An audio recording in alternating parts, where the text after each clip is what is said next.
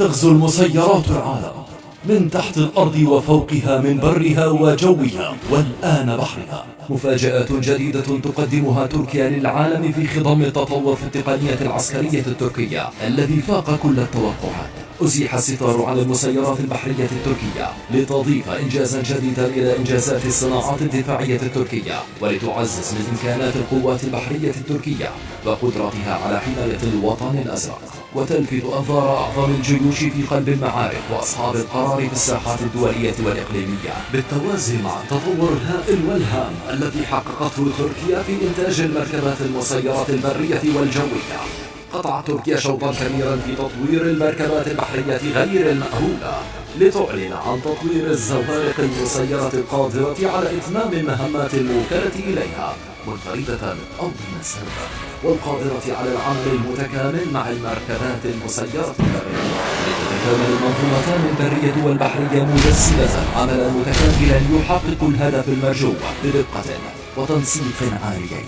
فكيف استطاعت تركيا أن تقتحم سوق التنافس العالمي وتنطلق كالبرق بمسيراتها البحرية؟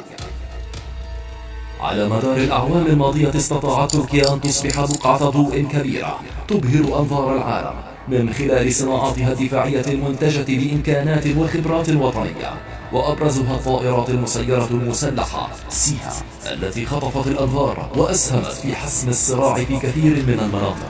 واليوم تبهر تركيا العالم مرة أخرى بإحرازها تقدما كبيرا في صناعة الزوارق العسكرية المسيرة في إطار المشروع الذي تقوده رئاسة الصناعات الدفاعية التركية تحت اسم سرب المركبات البحرية بلا ربان سيدا. بيان صادر عن رئاسة الصناعات الدفاعية كشف فيه عن مرحلة جديدة في مشروع سرب المركبات البحرية غير المأهولة. قليل من الدول في العالم وفي نطاق التحرك التكنولوجي المحلي والوطني يظهر التطور السريع في منتجات الصناعات الدفاعية التركية.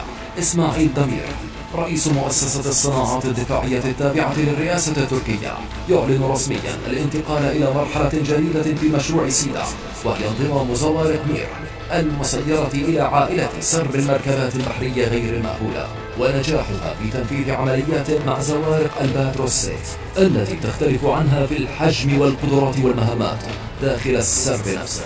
يعد تنفيذ عمليات بسرب من المركبات المسيرة يضم زوارق من أنواع مختلفة في القدرات والمهام تجربة صعبة ومعقدة لم تنجح فيها حتى الآن سوى دولتين حسب تصريحات للخبير في الصناعات الدفاعية البحرية كوزان زلجوق أركان. يقول أركان في تصريحات لترى هابر: أنظار العالم متجهة الآن إلى أسراب المركبات البحرية المسيرة، إلا أن عددا قليلا فقط من الدول يمكنه إنتاجها. أما تنفيذ عمليات بسرب مركبات مسيرة يضم أنواعا مختلفة من الزوارق فهو تجربة لم تنجح فيها حتى الآن سوى الولايات المتحدة وتركيا. فهل تفعل المسيرات البحرية بخصومها ما سبقتها عليها شقيقات الجوية حتى أصبحت مضربا للمدى في ساحات المعارك وعلامة مسجلة تدب الرعب في قلوب من يسمعها؟